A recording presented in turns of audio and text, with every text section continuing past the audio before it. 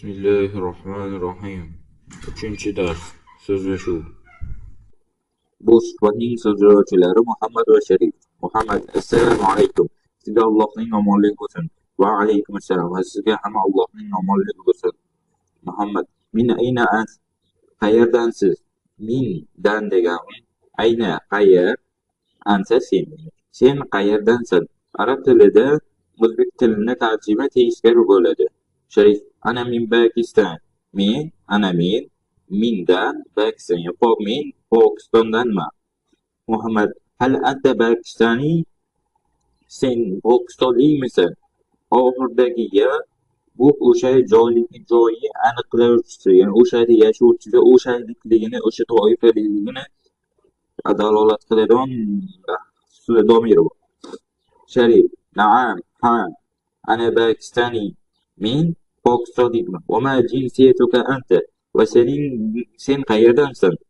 Va ma sen jinsiya, ya'ni ajdoding qayerlik? Ka seniki anta, ya'ni sening ajdoding qayerlik?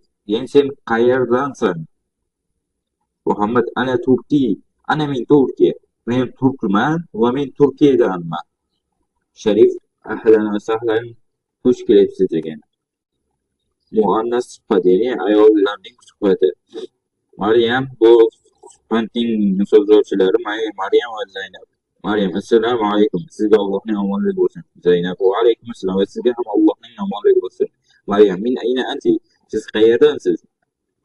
Muzakkarga anti, muannasga anti, ya'ni ayol kishiga anti. Ana min Misr. Men Misrdanman. Maryam: Hal anta misriya? Siz misrlikmisiz? Zaynab: Naam, ana misriya. Va ma jinsiyatuki anti?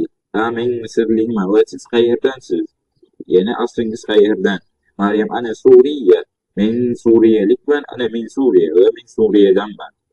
Zaynab: Ahlan va sahlan. Xush kelibsiz.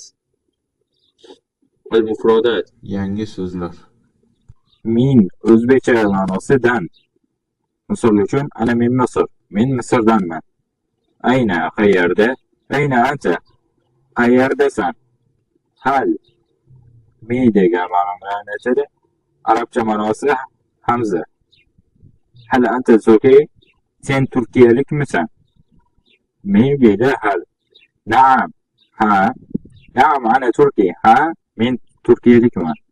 Jinsiya, millat, ko'pligi jinsiyat. Misol uchun, ma jinsiyatuka?